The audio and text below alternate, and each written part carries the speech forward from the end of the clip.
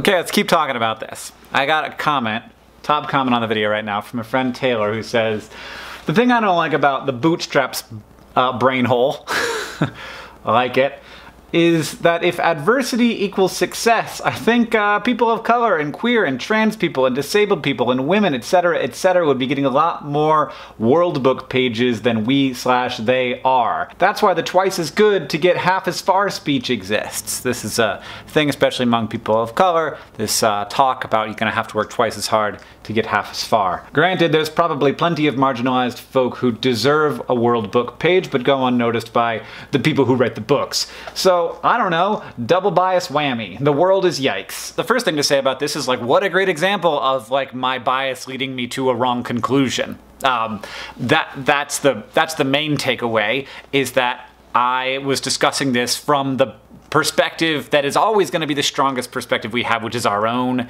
and our own lived experiences, and the effort of keeping in mind all of the other experiences.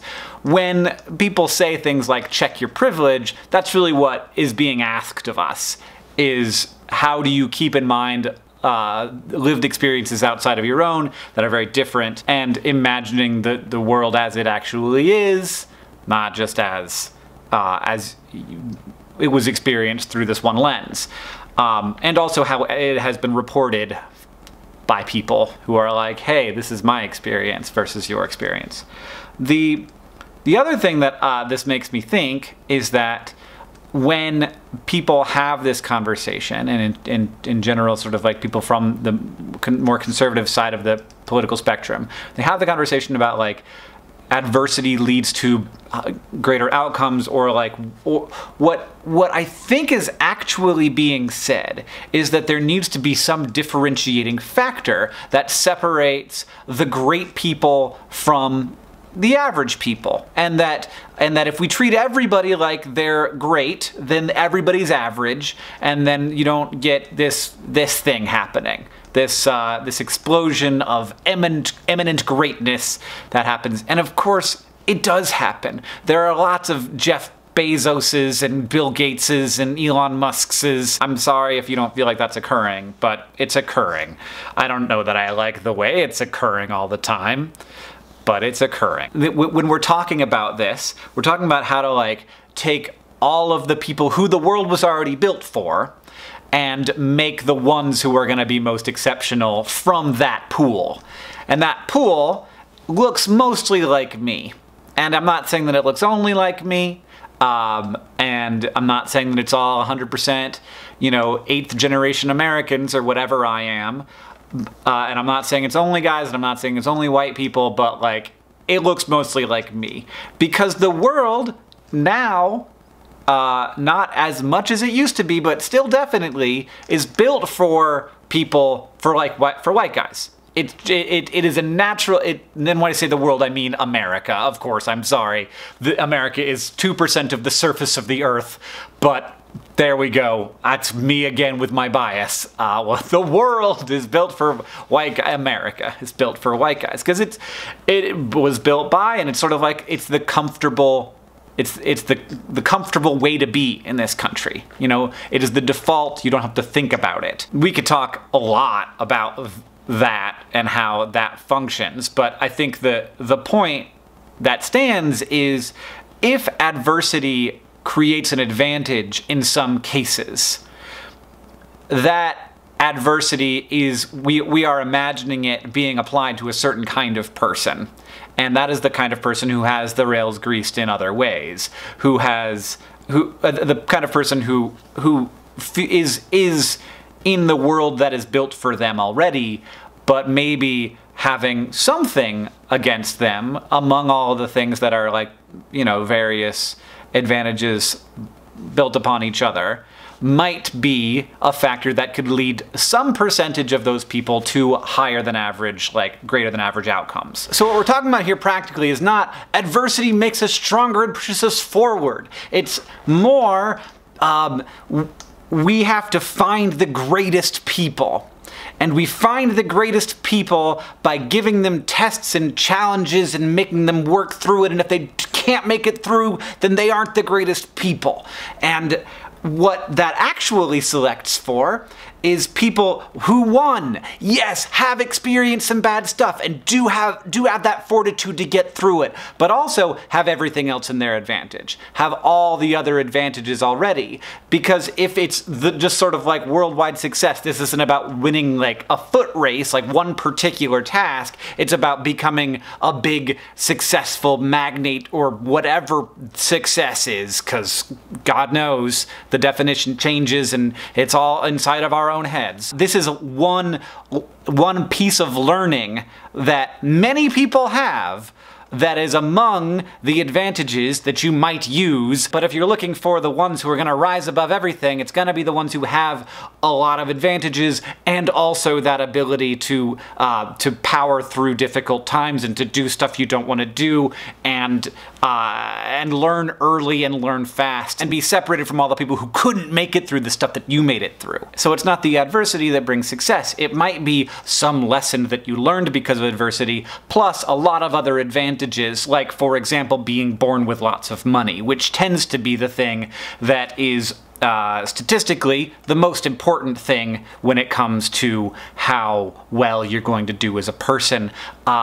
Followed immediately, in America at least, by race. Disadvantage after disadvantage after disadvantage, structural inequality is not the kind of thing that is going to be an advantage that helps anyone. One of the anchors that I strive for, and that I actually believe is a good anchor to have, is an understanding of statistical curves.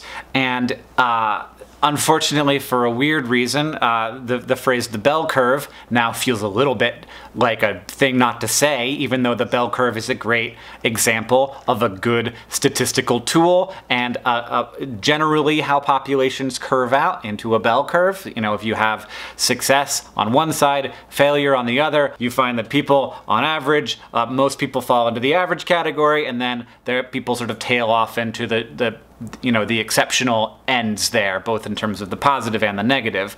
The reason why this is a phrase that I don't love to use anymore is because it's the title of a book about race and IQ. And talking about race and IQ is a real quick path to some fast and severe racism, because IQ measurements are never going to be what you think they are. Anyway, that's not what the video's about. Like, I anchor to the bell curve.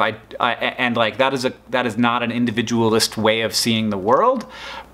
And I recognize that when you have a bell curve, that there are individual people on all, like, in every area of that curve. And so if you have a bell curve of success, there will be people over here no matter what, no matter like what conditions, because there are a lot of people and because there are a lot of people who will figure out a way to succeed.